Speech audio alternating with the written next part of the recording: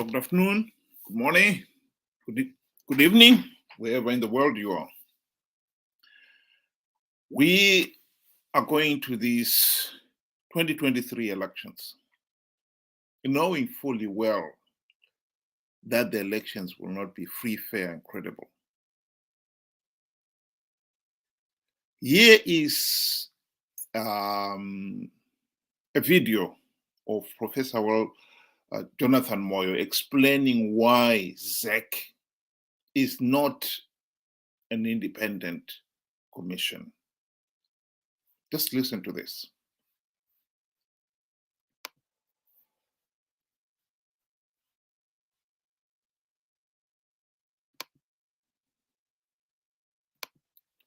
Is the mother of the rigging, and Malava is the father of the rigging. Endorsed what the mother was doing. It is actually scandalous. You see, ZEC is not supposed to be controlled by any authority. Yeah, it's supposed to be independent. It is an independent constitutional body. In fact, independent commission. It's a Chapter 12 institution. But the ZEC did not run anything important. It never did. The computers were run by Africom.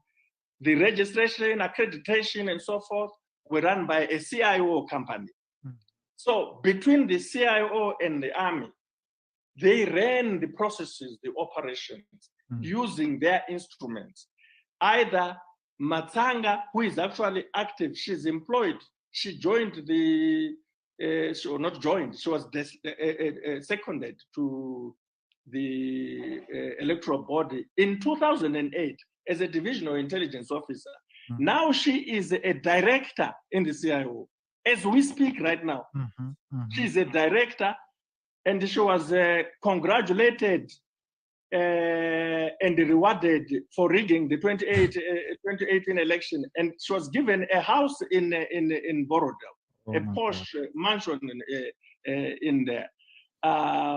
So there is a serious problem that whereas on paper, ZEC is supposed to be an independent constitutional body that runs elections transparently, efficiently, and impartially. No, it doesn't. It doesn't because it does not even itself run. The elections are run for ZEC by the securocrat. There we have it. We cannot keep on pretending that we don't know that these elections are flawed. We know that the elections are flawed. And I think this is what is so annoying about the situation in Zimbabwe. We have people who know that the elections are flawed. And yet, they stubbornly continue participating. SADC was absolutely right after the 2008 elections to say, no, I think Zimbabwe should implement democratic reforms to ensure elections are free, fair, and credible. That is where the government of national unity came from.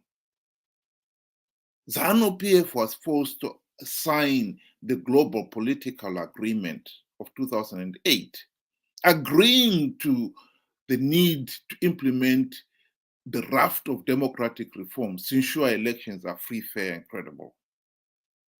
Not even one of those reforms were implemented during the GNU. 5 years, not even one reform was implemented. Those are the reforms which would have made sure that ZEC is independent. The police are independent. The army, and so forth.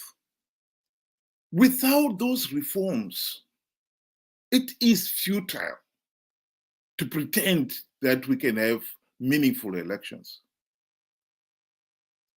The problem we have here is that our friends in the opposition, MDC, and now CCC, failed to implement reforms during the GNU because they were, well, bribed.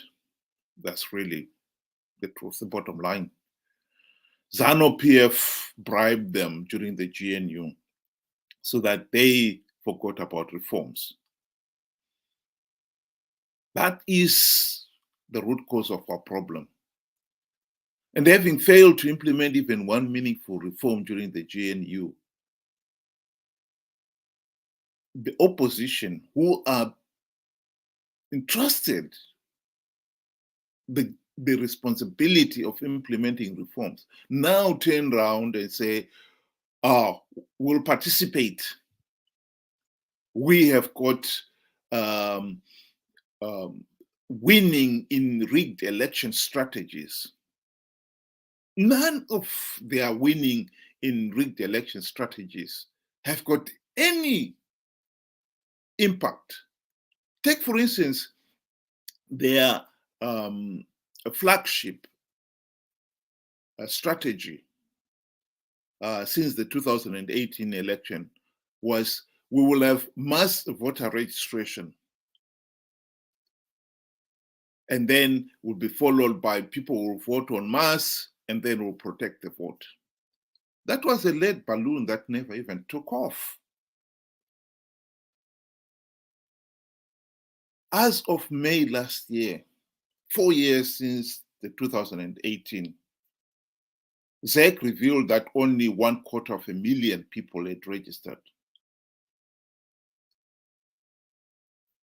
The opposition had set for themselves, not me, for themselves, a target of registering 6 million. In other words, they had only registered 4% of their own target. Because ZEC is the one that is responsible for registering those people. And in this particular case, they deliberately sorted that they frustrated the voter registration process. It was quite common to hear people complaining in Harare, for instance, that there are only 2 ZEC registration offices in a province, in a town with over 2 million people. 2. And throughout the years, we've known how ZEC would put one hurdle after another, making it as difficult as possible for the opposition supporters to register. Even if you do register, you will not necessarily appear on the voters' roll. In 1995, I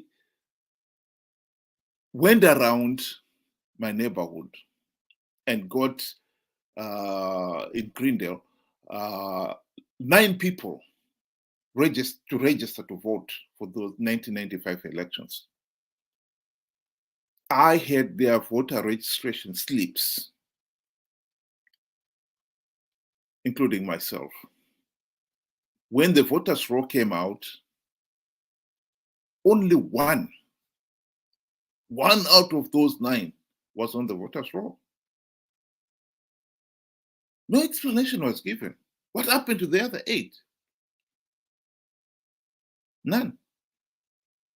ZEC had the responsibility of registering, so they registered, and those people, when it came to entering in the voters' roll, they were not entered.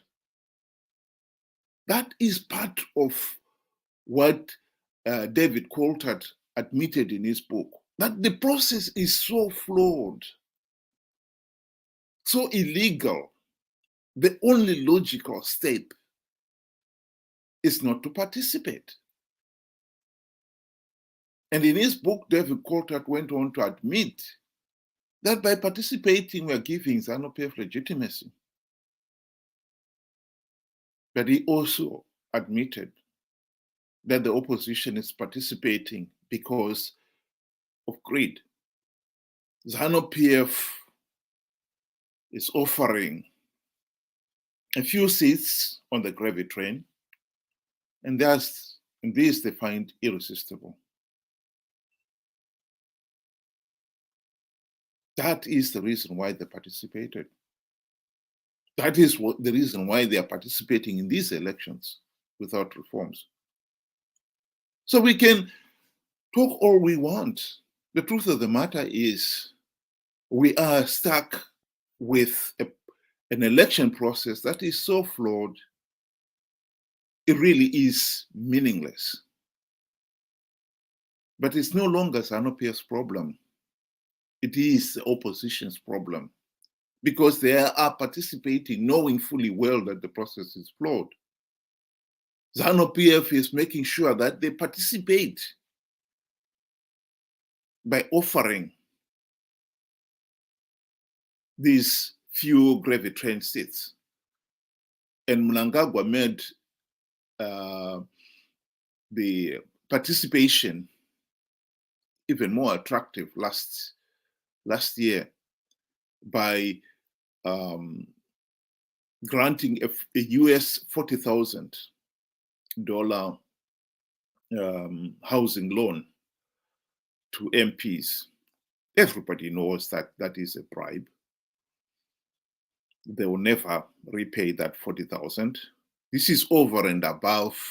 If you're an MP, you get US 60,000 to buy a new car.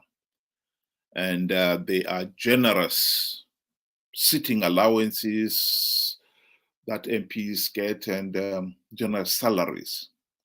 And this is what attracts the opposition to participate.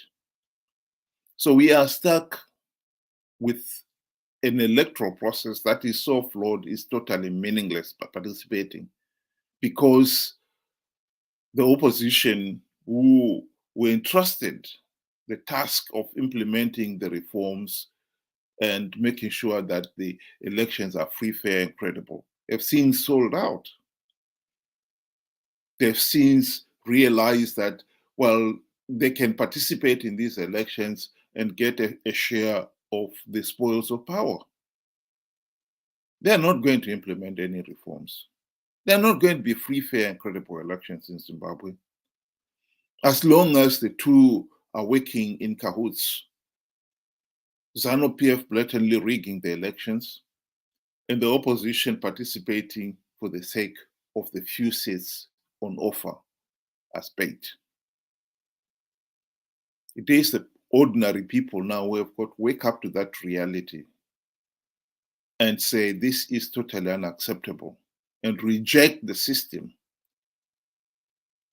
And until we do, we'll be stuck. Thank you very much, and good afternoon.